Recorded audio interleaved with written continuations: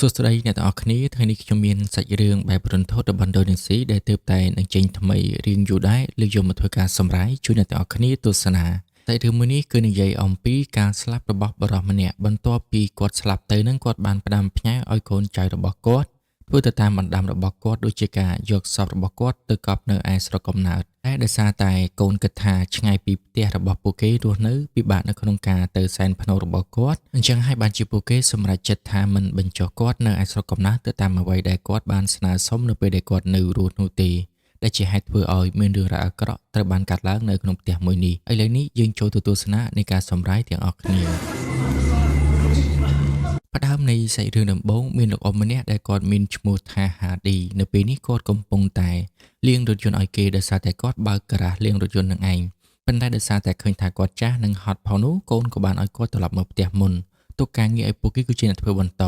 ប៉ុន្តែនៅពេលដែលគាត់ធ្វើដំណើរនៅតាមផ្លូវគាត់ចេះតែមានអារម្មណ៍ប្លែកខុសពីធម្មតាប៉ុន្តែវាក៏គ្មានរឿងអ្វីធំដុំដែរហើយគាត់គឺមានកូន2នាក់កូនស្រីគឺមានឈ្មោះថាសារ៉ាចំណែកឯកូនប្រុសរបស់គាត់វិញគេមានឈ្មោះថាយូឌីរាល់ពេលវេលាព្រឹកឡើងបងស្រីតែងតែធ្វើកាហ្វេឬក៏ម្ហូបអាហារពេលព្រឹកសម្រាប់ពួកគេទាំង3នាក់មុនពេលចេញទៅធ្វើការប៉ុន្តែព្រឹកនេះសារ៉ាឃើញថាពុកហាក់ដូចជាស្លេកស្លាំងខុសពីធម្មតានាងគិតថាគាត់ឈឺនាងបានប្រាប់ឲ្យគាត់ទៅមន្ទីរពេទ្យប៉ុន្តែគាត់ប្រាប់ថាមិនចាំបាច់ទៅមន្ទីរពេទ្យនោះទេព្រោះតែគាត់ក៏មិនឈឺអ្វីច្រើនដែរគ្រាន់តែមិនស្រួលបន្តិចបន្តួចតែប៉ុណ្ណោះសម្រាប់ទៅវាអស់ឲ្យហើយគាត់មិនចង់ចំណាយប្រាក់ច្រើននោះទេគួរតែទុកប្រាក់នេះទិញម៉ាស៊ីនសម្រាប់បាញ់លាងឡានទៅវាល្អជាងអញ្ចឹងគាត់ក៏សម្រេចចិត្តថាមិនទៅពេទ្យនោះទេប៉ុន្តែគាត់បាននិយាយថា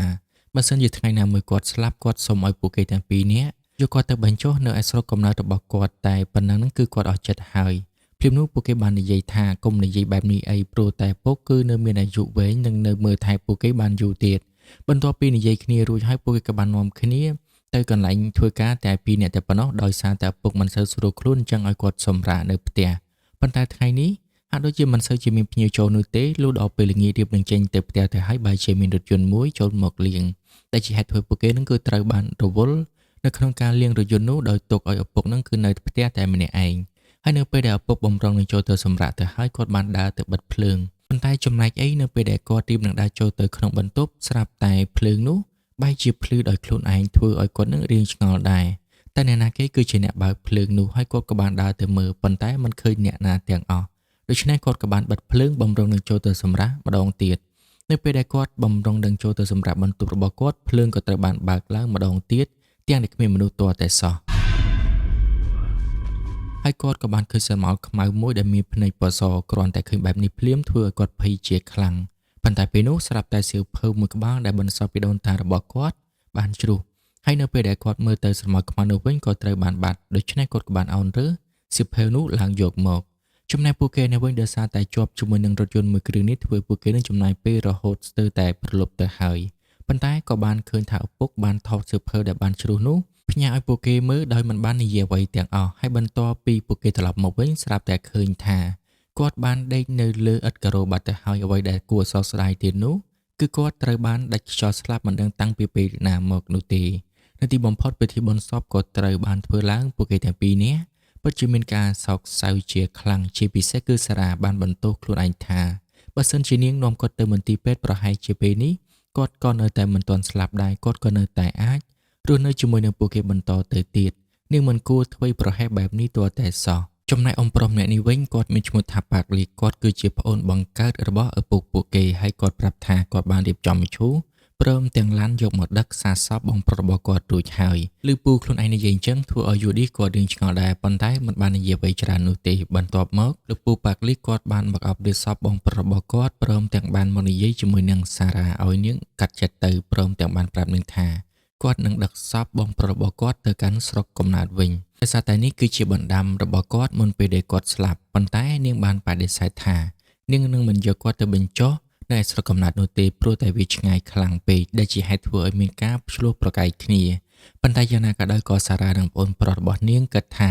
នាងត្រូវបញ្ចុះគាត់នៅទីនេះមិនដឹកទៅស្រុកកំណើតឡើយទោះបីជាគាត់ខំនិយាយយ៉ាងណាក៏ដោយក៏ពួកគេមិនយល់ព្រមដែរអញ្ចឹងគឺមានតែត្រឡប់ទៅផ្ទះវិញដោយទទេតែប៉ុណ្ណោះចំណែកឯសារ៉ានៅវិញនាងកំពុងតែពិបាកចិត្តរឿងឪពុកស្លាប់ផងបែរជាមកមានបញ្ហាជាមួយនឹងពូរបស់ខ្លួនថែមទៀតហើយនៅក្នុងយប់នៃការសូត្រគម្ពីរមុខសពនេះសពបែរជាក្រោកឡើងធ្វើឲ្យពួកគេនឹងរត់ជន់ជើងគ្នាចំណែកឯកូនទាំងពីរនេះបានចេញមកមើលហើយពួកគេបាននាំគ្នាចេញមកមើលទាំងក្តីងើងឆ្ងល់ប៉ុន្តែសុកស្រាប់តែសពបានដេកទៅវិញលុះដល់ពេលវេលាយប់ឡើងនៅពេលដែលពួកគេគេងលង់លក់អស់ហើយអ្នកមកបនក៏បានទៅព្រះវិញអស់ដែរផងនោះស្រាប់តែសពបែរជាងើបក្រោកឡើងហើយសារ៉ានឹងក៏បានលឺសំឡេងពេលនោះនាងបានចេញមកមើលហើយនៅពេលដែលឃើញពុកដើរបែបនេះនាងបានស្រែកសួរគាត់ប៉ុន្តែពេលនោះការពិតវាគ្រាន់តែជាការយល់សប្តិរបស់នាងតែប៉ុណ្ណោះនៅពេលដែលនាងភ្ញាក់ដឹងខ្លួនឡើងនាងក៏បានទៅមើលដោយផ្ទាល់ម្ដងទៀតហើយពិតជាបាត់សាកសពរបស់ឪពុកនាងពិតមែនធ្វើឲ្យពួកគេទាំងពីរអ្នកបងប្អូនចាប់ផ្ដើមផ្អើលឆោឡោតែម្ដងលុះដល់ពេលវេលាព្រឹកឡើងនៅពេលដែលឌីយ៉ានាងចេញមកមុខផ្ទះដើម្បីបោសសម្អាតផ្ទះរបស់នាងស្រាប់តែនាងបានឃើញសាកសពរបស់អ៊ំប្រុសរបស់ខ្លួនបែរជាមកដេកនៅមុខផ្ទះរបស់នាងទៅវិញបែរមកពួកគេទាំងពីរអ្នកកំពុងតែបារម្ភនៅពេលដែលសាកសពបែរជាត្រូវបានបាត់អញ្ចឹងតើមានអីបញ្ចុះទៅពេលនោះស្រាប់តែទូរស័ព្ទបានខលមកគឺជាឌីយ៉ាខប្រាប់ពួកគេទាំងពីរអ្នកថាឪពុករបស់ពួកគេនឹងគឺបានដើរមកដល់ទីនេះបាត់ទៅហើយដោយសារតែពួកគេមិនជឿនាងថែមទាំងបានខលវីដេអូឲ្យមើលថែមទៀតចំណែកឯសារ៉ាវិញបានឃើញនៅផ្កាម្យ៉ាងវាមានឈ្មោះថាកាន់ទីលបែរជាមកនៅក្រោមខ្នើយរបស់នាងប៉ុន្តែនាងមិនបានចាប់អារម្មណ៍ចំពោះរឿងនឹងនោះទេបានប្រញាប់នាំគ្នាចេញដំណើរទៅកាន់ភូមិម៉ាឡុងកាន់ដែលជាស្រុកកំណើតឪពុករបស់ពួកគេទាំងពីរនាក់នៅពេលដែលធ្វើដំណើរតាមផ្លូវនឹងពួកគេពិតជាឆ្ងល់ផងនិងពិបាកចិត្តផងហេតុអ្វីបានជានៅសុកសាកសពបែរជាដល់កន្លែងនោះដោយពួកគេគិតថាច្បាស់ជាលោកពូរបស់ពួកគេនឹងគឺជាអ្នកយកទៅជាមិនខានព្រោះតែគាត់ចង់យកឪពុករបស់ពួកគេទៅបញ្ចុះនៅទីនោះនៅពេលដែលទៅដល់ពួកគេពិតជាបានឃើញថាសាកសពឪពុករបស់ខ្លួននៅទីនេះពិតមែនហើយនៅពេលដែលលោកពូចូលមកនិយាយជាមួយនឹងធ្វើឲ្យសារ៉ាខឹងខ្លាំងមែនទែនគិតថាលោកពូគឺជាអ្នកយកសាកសពរបស់ឪពុកមកទីនេះទាំងដែលនាងមិនអនុញ្ញាតផងប៉ុន្តែឌីយ៉ាបាននិយាយថាគឺនាងបានឃើញគាត់មកដោយខ្លួនឯងនោះទេព្រឹកឡើងនាងបានឃើញគាត់នៅមុខផ្ទះបាត់ទៅហើយដោយសារតែភ័យនិងអស់កម្លាំងផងនោះនាងក៏បានដួលសន្លប់បាត់ទៅហើយនៅពេលដែលភ្ញាក់ដឹងខ្លួនឡើងវិញទើបដឹងថាការពិតនៅក្នុងបន្ទប់ដែលនាងធ្លាប់រស់នៅកាលពីក្មេងជាមួយនឹងឪពុកម្ដាយរបស់នាងដូច្នេះឌីយ៉ាក៏មិនបានរំខានពួកគេដែរឲ្យពួកគេសម្រាកនៅទីនេះអ្នកសាសវិញត្រូវបានអ្នកភូមិជិតខាងមកជួយសូត្រគម្ពីរកំដរនៅពេលយប់បែបមកពួកគេក៏បាននាំគ្នាធ្វើម្ហូបសម្រាប់អ្នកដែលមករួមពិធីបុណ្យនេះនៅពេលដែលធ្វើម្ហូបនឹងក៏បានដឹងថាការពិតឌីយ៉ាគឺមានជំងឺម្យ៉ាងជំងឺគ្រាប់ឈាមក្រហមជំងឺមួយនេះធ្វើឲ្យនាងខ្សោយទៅមិនដឹងថាស្លាប់នៅពេលណានោះទេតែសារ៉ាបានដឹងរឿងមួយនេះនាងក៏អាណិតឌីយ៉ាដែរតបមកសារ៉ាក៏បានកាន់ភេសជ្ជៈដើម្បីយកមកជូនអ្នកគ្រប់គ្នាប៉ុន្តែនៅពេលដែលនាងចេញមកនាងបែរជាបានឮសំឡេងចំណៃចេញពីសាកសពឪពុករបស់នាងមិនត្រឹមតែប៉ុណ្ណោះថែមទាំងមានឈាមចេញពីមាត់របស់គាត់ថែមទៀតបែបនេះលោកគ្រូបានប្រាប់ថាគ្រប់គ្នាកុំសន្ស្លោអីសាកសពត្រូវតែលាងចម្អះម្ដងទៀតមិនអាចធ្វើពិធីទាំងដែលមានឈាមបែបហ្នឹងនោះទេដូច្នេះអ្នកដែលលាងចម្អះហ្នឹងគឺមាន2នាក់ទី1អ្នកភូមិទី2គឺជាកូនប្រុសរបស់គាត់ប៉ុន្តែអ្នកភូមិបែរជាមិនអាចទ្រាំបាននឹងរត់ចេញទៅបាត់ទៅសល់តែយូឌីតែប៉ុណ្ណោះដែលគេបន្តលាងចម្អះសាកសពនៅទីនេះតែម្នាក់ឯងបែរមកសារ៉ានៅពេលដែលនាងដើរចេញពីផ្ទះបាយនាងបានឮសំឡេងគេហៅនាងហើយនៅពេលដែលនាងងាកមើលទៅទើបឃើញថាជារូបរាងឪពុករបស់នាងប៉ុន្តែភ្នែករបស់គាត់វិញមើលទៅភ្លឺគួរឲ្យខ្លាចថែមទាំងបានសម្ដៅមករកនាងថែមទៀតផងនាងបានប្រញាប់ដើរចូលទៅក្នុងផ្ទះបាយវិញទាំងភាពភ័យខ្លាចប៉ុន្តែសុកស្រាប់តែបាត់បន្ទាប់មកស្រាប់តែបង្ហាញខ្លួនមកម្ដងទៀតរវល់តែរអិលជើងដួលនៅពេលដែលក្រោកឡើងមកវិញក៏ស្រាប់តែបាត់ឈឹងតែម្ដងសំឡេងបានឮនៅពីក្រោយខ្នងរបស់នាងប៉ុន្តែនៅពេលដែលនាងងាកមើលទៅបែរជាមិនបានឃើញអ្វីទាំងអស់ចំណែកយូឌីគាត់កំពុងតែលាងចម្អះសពឪពុករបស់ខ្លួនហើយគាត់ក៏បានកលេចឃើញមានផ្កាម្យ៉ាងមានឈ្មោះថាកាន់ទីលធ្លាក់នៅខាងក្រោមប៉ុន្តែគាត់មិនស្គាល់ថាវាជាផ្កាអ្វីនោះទេប៉ុន្តែពេលនោះផងដែរគាត់ក៏បានឃើញជើងឪពុករបស់គាត់កំពុងតែឈរនៅមុខរបស់គាត់ដូច្នេះគាត់ក៏បានក្រោកឡើងម្ដងបន្តិចប៉ុន្តែនៅពេលដែលក្រោកឡើងមកបែរជាមិនបានឃើញអ្វីនោះទេហើយសាកសពឪពុកក៏នៅដេកធម្មតាដែរដូច្នេះគាត់ក៏បានអោនមើលម្ដងទៀតហើយក៏បានឃើញថាជើងនោះកំពុងតែឈរនៅកន្លែងនឹងដដែលឃើញបែបនេះមានអារម្មណ៍ថា មានដៃមួយបានមកចាប់ជ្រមុជក្បាលរបស់គាត់ដូច្នេះគាត់ក៏បានប្រញាប់រត់ចូលមកខាងក្នុងវិញហើយក៏បានជួបជាមួយនឹងបងស្រីរបស់គាត់ព្រមទាំងមានស្នាមគេច្របាច់កគាត់នៅជាប់នឹងកនោះថែមទៀតដូច្នេះអ្វីដែលបានជួបវាគឺជារឿងពិតប្រាកដបន្ទាប់មកលោកពូបានប្រាប់ថាការពិតទៅឪពុករបស់គេទទួលបានមរតកមួយនៅជាប់ខ្លួនហើយនៅពេលដែលគាត់ស្លាប់អញ្ចឹងមរតកនោះគឺវានឹងមិនទៅណានោះទេដែលជាហេតុធ្វើឲ្យគាត់ពិបាកនៅក្នុងការស្លាប់លុះត្រាតែផ្ទេរមរតកនោះទៅកាន់កូនចៅចំនួនក្រោយហើយសាកសពវិញគឺត្រូវតែបញ្ចុះនៅថ្ងៃសុក្រឃ្លីវូមិនអាចបញ្ចុះនៅថ្ងៃធម្មតាបាននោះទេប៉ុន្តែពួកគេបានធ្វើការបដិសេធត្រូវតែបញ្ចុះសាកសពឪពុករបស់ពួកគេនៅថ្ងៃស្អែកមិនអាចទុកបន្តទៀតឡើយព្រោះតែវាចូលដល់ថ្ងៃទី3ទៅហើយពួកគាត់ខំព្យាយាមធ្វើការពន្យល់ពាក់ព័ន្ធជាមួយនឹងរឿងរ៉ាវមួយនេះប៉ុន្តែពួកគេនៅតែមិនស្ដាប់ព្រមទាំងបាននាំគ្នាចូលទៅខាងក្នុងសម្រាប់ទៅហើយដោយសារតែចិត្តមិនស្ងប់ធ្វើឲ្យគេមិនលក់សារ៉ាក៏បានប្រាប់ប្អូនរបស់នាងថានាងចេញទៅអធិដ្ឋានសម្រាប់ឪពុករបស់ពួកគេនឹងនៅខាងក្រៅហើយក្នុងអំឡុងពេលដែលនាងកំពុងតែអធិដ្ឋាននោះនាងបានស្ដាប់ឮពូមីងរបស់នាងនិយាយអំពីកូនស្រីរបស់គាត់គឺឌីយ៉ាស់នឹងឯងនាងមានជំងឺកាន់តែធ្ងន់ធ្ងរទៅមិនដឹងថាតើថ្ងៃណានាងស្លាប់នោះទេពួកគាត់កំពុងតែពិបាកចិត្តរកវិធីព្យាបាលនាងចំណែកឯសារ៉ាវិញក៏មិនដឹងថាធ្វើបែបណាដែរដូច្នេះនាងក៏បានចូលមកខាងក្នុងវិញដើម្បីសម្រាករៀបនឹងគេនោះទៅហើយនាងបានឮសំឡេងដូចជាមានសម្រាប់ជើងនៅឯខាងលើពីដានឯណោះហើយនៅពេលដែលនាងពិនិត្យមើលយូរទៅក៏បានឃើញថាស្រាប់តែទូនៅចុងជើងរបស់នាងបែរជាបានបើកទ្វារដោយខ្លួនឯងមិនត្រឹមតែប៉ុណ្ណោះថែមទាំងមានស្រមោលខ្មៅមួយបានលូនចេញពីក្នុងទូនោះមកថែមទៀតឃើញបែបនេះនាងភ័យខ្លាំងមែនទែននាងក៏បានប្រញាប់រត់ចុះដើម្បីទៅដាស់ប្អូនប្រុសឲ្យភ្ញាក់ដឹងខ្លួនឡើងប៉ុន្តែការពិតទៅប្អូនប្រុសរបស់នាងគឺគេបានស្លាប់បាត់បង់ជីវិតបាត់ទៅហើយឃើញបែបនេះនាងក៏បានប្រញាប់រត់ទៅរកលោកពូដើម្បីឲ្យមកជួយប៉ុន្តែនៅពេលដែលបើកទ្វារចូលទៅក្នុងបន្ទប់របស់លោកពូបែរជារត់មកចូលក្នុងបន្ទប់របស់ខ្លួនឯងដដែលហើយប្អូនប្រុសរបស់នាងក៏កំពុងតែដេកដែរមិនបានស្លាប់ដូចជាអ្វីដែលនាងបានឃើញមុននឹងនោះទេដល់តែពេលអញ្ចឹងធ្វើឲ្យនាងរៀងភ័យដែរនាងក៏បានដាស់ប្អូនប្រុសដើម្បីបញ្ជាក់ហើយនៅពេលដែលនាងដាស់ទៅឃើញថាគេគឺមិនទាន់ស្លាប់ពិតមែនដល់ទៅពេលអញ្ចឹងអារម្មណ៍របស់នាងក៏ចាប់ផ្ដើមវល់មិនដឹងថាតើមានអ្វីកើតឡើងឲ្យពិតប្រាកដបន្ទាប់មកនាងក៏បានសម្រាកដោយសារតែហត់នឿយគេមិនទាន់ទៅនឹងលក់ផងរឿងរ៉ាវចំណែកក៏ចាប់ផ្ដើមកើតឡើងគឺឮសំឡេងដូចជាឪពុករបស់នាងបាននិយាយអញ្ចឹងនៅពេលដែលនាងបើកភ្នែកទៅគឺខ្មោចឪពុករបស់នាងចង់មកយកប្អូនប្រុសទៅជាមួយដែរដូច្នេះនាងក៏បានប្រញាប់រត់ចេញទៅចូលទៅក្នុងបន្ទប់លោកពូរបស់នាងដើម្បីឲ្យគាត់ជួយប៉ុន្តែរត់ចូលមកក៏ស្រាប់តែចូលបន្ទប់របស់ខ្លួនឯងម្ដងទៀតធ្វើឲ្យសារ៉ាមិនដឹងថាតើមានរឿងអ្វីកើតឡើងឲ្យពិតប្រាកដនាងបានទៅស្ទាបមុខប្អូនប្រុសដើម្បីបញ្ជាក់ឲ្យឃើញថាគេគឺពិតជាមនុស្សពិតប្រាកដមែនប៉ុន្តែហេតុអ្វីបានជានាងចេះតែជួបរឿងរ៉ាវចម្លែកបែបនេះហើយប្អូនប្រុសក៏ឆ្ងល់ដែរហេតុអ្វីបានជាបងស្រីស្លន់ស្លោអញ្ចឹងលុះដល់ពេលវេលាព្រឹកឡើងចូលមកដល់គឺមេឃចាប់ផ្ដើមធ្លាក់ភ្លៀងហើយនាងក៏នៅតែចង់បញ្ចុះសពឪពុករបស់នាងនៅក្នុងថ្ងៃនេះទាំងដែលលោកពូព្យាយាមធ្វើការឃាត់មិនឲ្យបញ្ចុះនោះទេចាំថ្ងៃសុក្រឃ្លីវូដែលវានៅខ្វះតែមួយថ្ងៃទៀតតែប៉ុណ្ណោះប៉ុន្តែដោយសារតែនាងរឿងចចេះពេកពួកគេក៏បានសម្រេចចិត្តធ្វើទៅតាមនាងនាំគ្នាដង្ហែសពយកទៅបញ្ចុះទាំងដែលមេឃកំពុងតែភ្លៀងប៉ុន្តែសុកស្រាប់តែមានឈាមបានហូរចេញពីសពនោះមកធ្វើគ្នាចាប់ផ្ដើមជ្រួលច្របល់មិនចង់ទៅមុខទៀតនោះទេប៉ុន្តែសារ៉ាប្រាប់ថាត្រូវតែធ្វើដំណើរបន្តទៅមុខទៀតមិនអាចបញ្ចប់ត្រឹមនេះឡើយហើយនៅពេលដែលធ្វើដំណើរទៅដល់កន្លែងដែលពួកគេបានជីកដីបញ្ចុះសពបានឃើញថាគឺមានទឹកជាច្រើនបានហូរចូលទៅក្នុងភ្នូរនោះមិនត្រឹមតែប៉ុណ្ណោះថែមទាំងមានដីបាក់ផងដែរ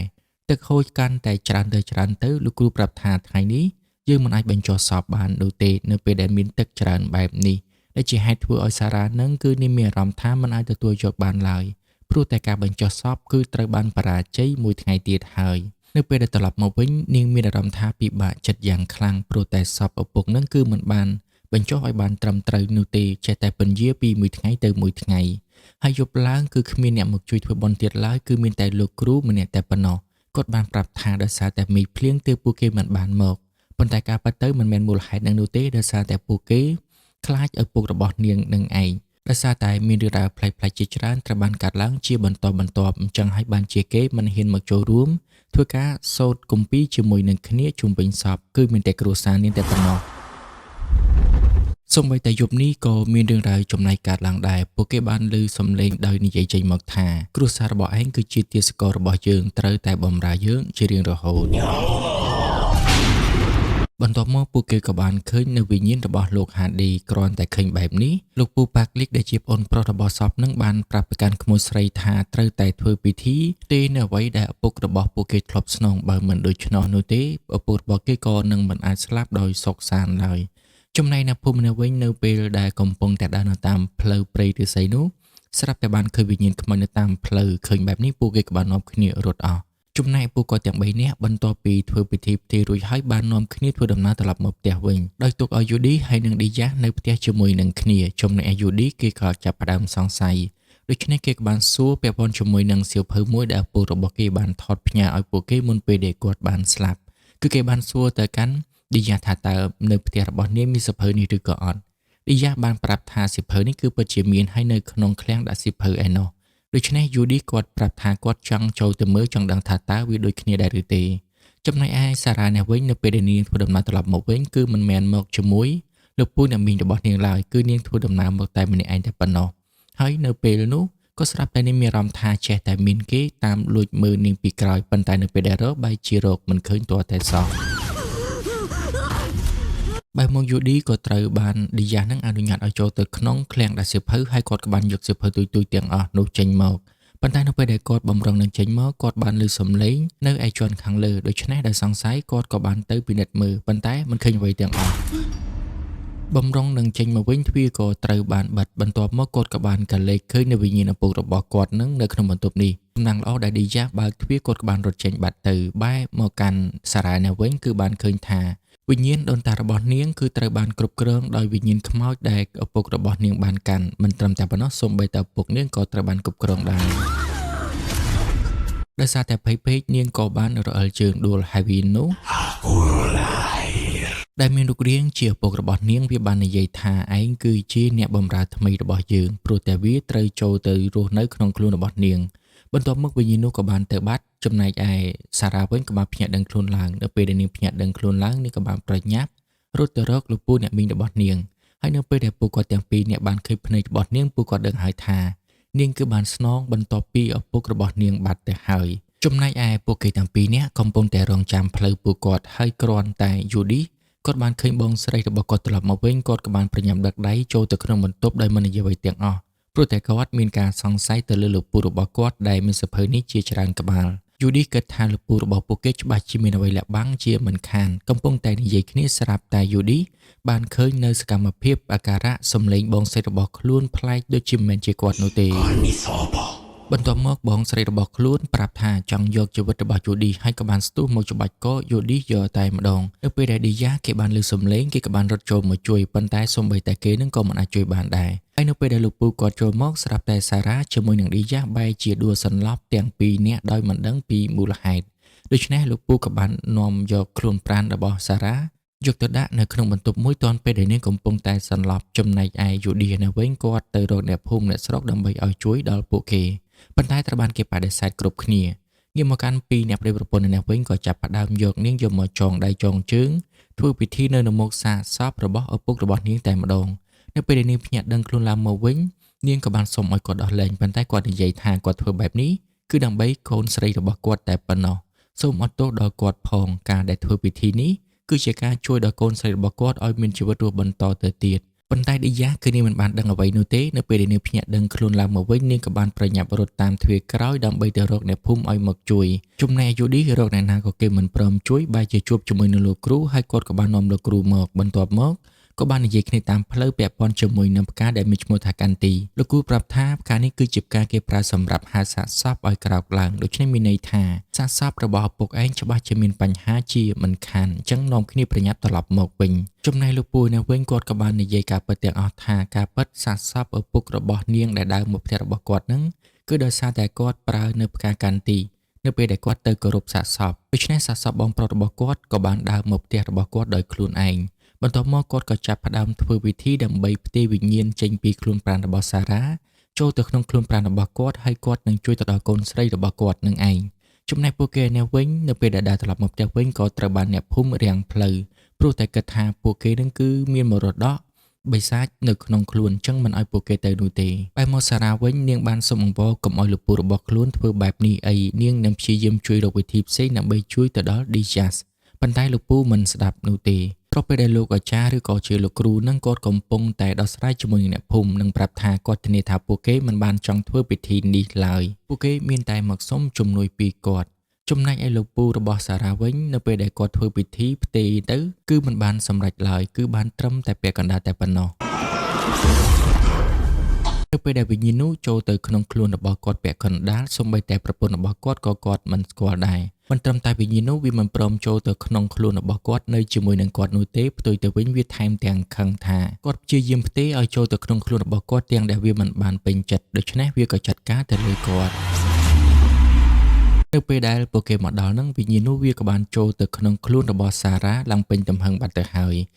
សូម្បីតែលោកពូរបស់នាងក៏ត្រូវបានវិញ្ញាណនោះវាសម្លាប់ដោយប្រើភ្លើងផងដែរចំណែកប្រពន្ធរបស់គាត់ដោយសារតែរួមដៃធ្វើរឿងនេះវាបានបោកផ្ទប់ជាមួយនឹងសសរស្លាប់បាត់បង់ជីវិតនៅពេលដែលឃើញបែបនេះលោកគ្រូប្រាប់កុំឲ្យពួកគេនឹងចូលចិត្តឲ្យសោះព្រោះពេលនេះវាមានគ្រោះថ្នាក់ខ្លាំងណាស់បែរមកអ្នកភូមិម្នាក់វិញដែលលោកគ្រូគាត់សុំឲ្យពួកគេជួយអធិដ្ឋានចំពោះរឿងមួយនេះពួកគេក៏កំពុងតែធ្វើការអធិដ្ឋានហើយលោកគ្រូក៏កំពុង